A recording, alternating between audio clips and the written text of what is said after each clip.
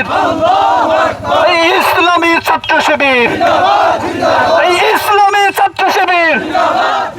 ইজ্জত আবরুর প্রধান যে পরিচায়ক, সেই হিজাব নিকাব নিয়ে তারা কটূক্তি করছে।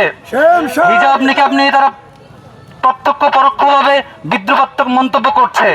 ছাত্রলীগের সাবেক সভাপতি এরশাদের সেই দালাল 2001 সালে বিএনপিতে যোগদান করা সেই ভণ্ড আজ সংসদে দাঁড়িয়ে সংসদের মতো জায়গায় আমাদের মা বোনদের কটূক্তি করেছে। রাষ্ট্রমন্ত্রী, আপনি আপনার সংসদে এরকম চাটুকারিতা বিভিন্ন অঙ্গভঙ্গিতে বক্তব্যের চেয়ে আপনি এদেশের আইন শৃঙ্খলা রক্ষার জন্য সবচেয়ে বেশি ভূমিকা রাখুন।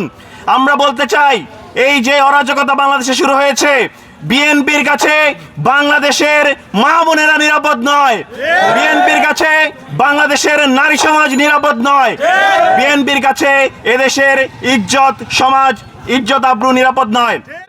Once a Chhatra League, always a Chhatra League. Chhatra League এবং আওয়ামী লীগের এদের রাজনৈতিক দর্শন, রাজনৈতিক চরিত্রই হলো ইসলাম বিদ্বেষী।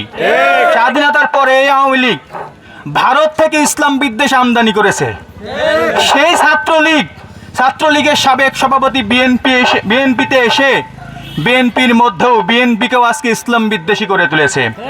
বাজেটের যে দুর্বলতা, সীমান্তের যে অস্থিরতা, এই সব কিছুকে ঢাকার জন্য পরিকল্পিতভাবে বিএনপি সংসদের মতো জায়গায় এই আজকে নারীদের হিজাব, বোরকা, পর্দার অবমাননা করেছে। আমরা এটার ধিক্কার জানাচ্ছি, তীব্র প্রতিবাদ জানাচ্ছি। এই অধিকার ফিরিয়ে দিয়েছে এদেশের এই হিজাব পরা নারীরা। আমরা দেখেছি রাস্তায় এই হিজাব পরা নারীরা মিছিলে এসেছেন। আজকে আমাদের হল থেকে জুলাই অভ্যুত্থানে হিজাব পরা নারীরা বের হয়ে এসেছেন।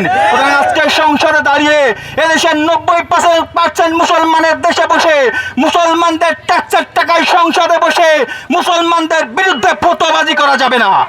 আমরা স্পষ্ট ভাষায় বলে দিতে চাই, বাংলাদেশে আর কোন ইসলামোফোবিয়ার চর্চা হতে দেওয়া হবে না। ইসলামী ছাত্র শিবির, এই ইসলামী ছাত্র শিবির, এই জিন্দাবাদ জিন্দাবাদ।